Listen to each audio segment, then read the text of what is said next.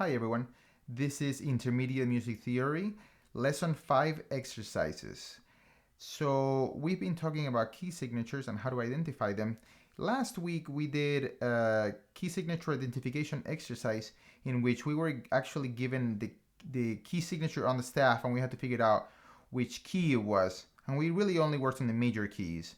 But this week we talked about all the major keys and also the minor keys and what the key signatures correspond for each one of those. So we're gonna do another exercise and we're gonna do it the other way around this time. We're gonna use the key signature construction exercise, and what it's gonna do, it is going to give us a key down here, and we're gonna have to figure out whether it's a sharp or flat key and how many sharps or flats it's gonna have. So we're gonna do it the other way than we did it before. Before we get started, let's go to the settings. Make sure that we get the exercise customized to do exactly what we need, no more, no less. Let's start with clefs. You can do any clef that you want. I'm gonna do this grand staff, that way we can see the key signatures in both treble and bass clefs. It's very useful to see them together, especially for you violin and cello students, and also for piano students, which are going to be dealing with the grand staff all the time. So for key signatures, we're actually going to choose all of them this time. I think last time we left out the last four, but we're going to work with all of them. Let's figure it out. This time we're going to do both major and minor scales, major and minor keys. Last time we only did major, but since we figured out how to do relative minor, we're going to add them to the mix now. And we're gonna stick with note names as letters instead of solfege. Solfege is actually what I learned when I was a kid, but most of us know the letter names, so we're gonna stick with that. That's enough. Okay, so when we look at a key, the first thing we need to figure out whether it's major or minor. And our first example is B minor.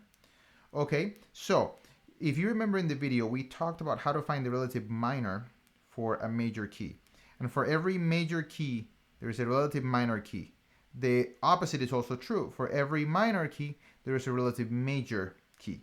And they're always going to be the same for one another.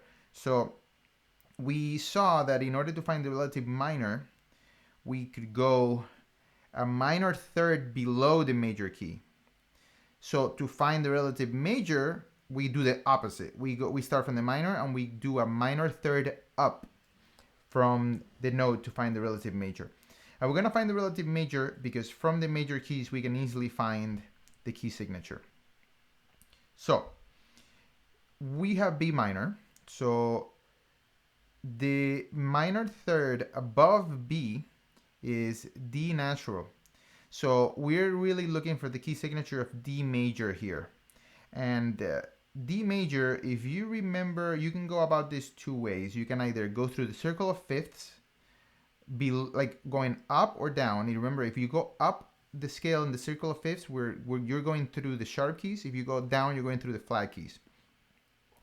The other way that you can go about doing this is figuring out the trick of whether you are going to use the leading tones for the sharp keys, or whether you're going to use the second to last flat of the key signature for the flat keys. So we can go about it both in a couple different ways. I'm going to talk you guys through all of them so that you can get a feel for it. So B minor, the relative major is D major because D is a minor third above B. Okay? So when we're looking at D major, if we start from C natural and we go up a perfect fifth, we end up with G natural. That will be our first sharp key. The next above G natural is D natural. So that's our second sharp key. Now, we know at this point that the second sharp key is going to have two sharps. So we're going to click on that. And if you look carefully, we can also see that in D major, our last sharp is C sharp, which is the leading tone of D natural. So D major or B minor both are going to have this key with 2 sharps. That should work out. Let's submit the answer and see if it lights up green. Very good. So that worked. Okay, let's do A major now. So with this one's already in major, so we don't need to transpose, we don't need to like find the relative major because we're already there. But just for practice, the relative minor of A major, if we go a minor third down, is going to be F sharp. So the relative minor of A major is F sharp minor. Just keep that in mind. We don't need it right now for the exercises, but might as well practice that. Okay, so A major. Let's think about let's do it the other way around this time. So if we were to say we're gonna like try the flats method, see if that works, right? So if we had a flat key here, we'd have to be we'd have to have A flat. So we already can tell that this isn't gonna work because if we were to go through the flats, B flat, E flat, A flat, that would be our third flat. But then then our next flat would be D flat. So that would be 4 flats. But in order for the rule to work, we would have to have A flat major, because the second to last flat is A flat, not A natural. So very important here. So we know that we cannot have a flat key for this key right now. So we're gonna try the sharps. This time, instead of the circle of fifths, let's try the leading tone method to see if we can get one pretty quickly. So the order of sharps is F sharp, that is not the leading tone of A major. C sharp is the second sharp, that is not the leading tone of A major. This is not a half step apart.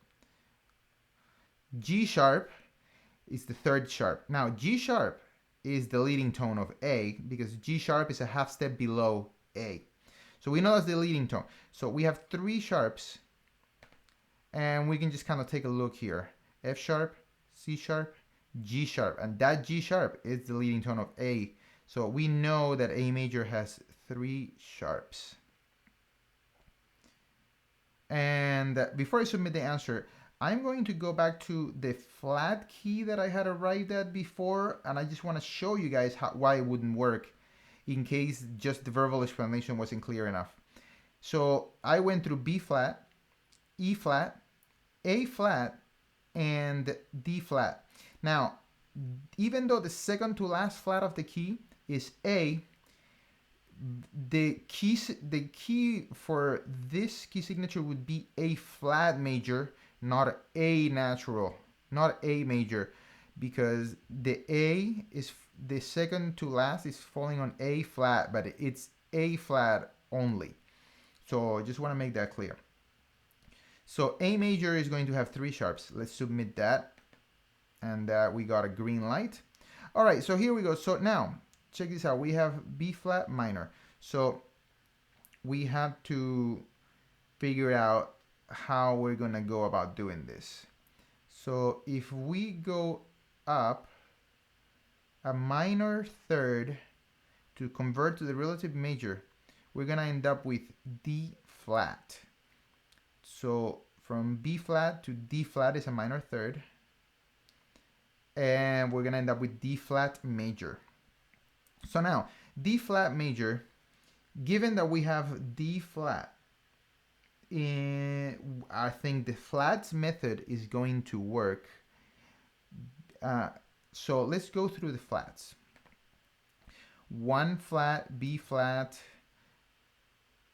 We're looking at D flat major. So this doesn't work so far.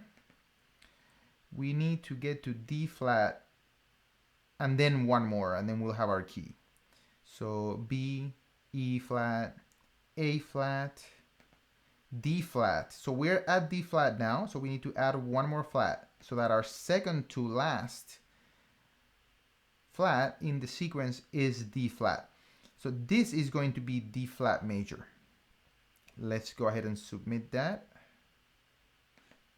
And that we got a green light. So A flat minor, let's convert this to the relative major. So we're gonna take A flat and we're gonna go up a minor third. So that's gonna be C flat. So C flat major is going to have quite a lot of flats. And just notice here that C flat major already has C flat in it. So we're going to be pretty sure that we're dealing with a flat key at this point. So let's go through the flat keys and figure it out. So we remember we're looking for C flat. So B flat, E flat, A flat, D flat, G flat, C flat. So we arrived at C flat. Now to make it second to last, we have to add one more. So now we have F flat and C flat as the second to last. That brings us to C flat major, which is the relative major of A flat minor. And remember, they're going to share a key signature. So 7 flats should do the trick for A flat minor or C flat major. Okay, great, green. So let's do one more. So G minor, let's convert this to major. So G minor is the relative minor of B flat major. B flat is a minor third above G natural. So we're looking for B flat major. So because the flat is already in the key name in major, we know we're dealing with a flat key. So B flat, let's go through the cycle of flats. B flat, we already have it here, so we need to add one more. So B flat and E flat, that's going to be the key signature of B flat major and G minor. So let's take a look and submit the answer. Great. Let's do one more. So we have now C minor. Let's convert this to the relative major, which if you go up a minor third, it's going to be E flat major. So E flat major already has E flat in the name, so it's going to be a flat key. So let's go through the flats. B flat, E flat. We have E flat now, so let's add one more flat. And the second to last flat now is E flat. So we have our key signature. 3 flats for both C minor and E flat major.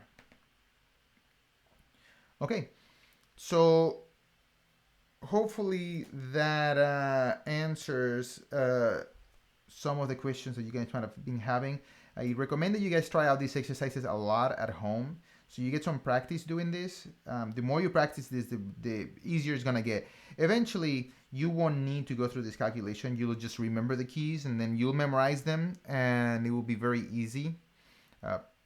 But for now, just doing this and really understanding the logic behind this process, it's really useful. I think memorization alone, yeah, like once you learn once you understand the concept, memorization can make it very fast. But if you just memorize it and you don't understand why all of this is the way it is, you're just kind of missing an important part of it. So really spend some time understanding the process before you try to just go ahead and memorizing all the key signatures and the keys that they belong to.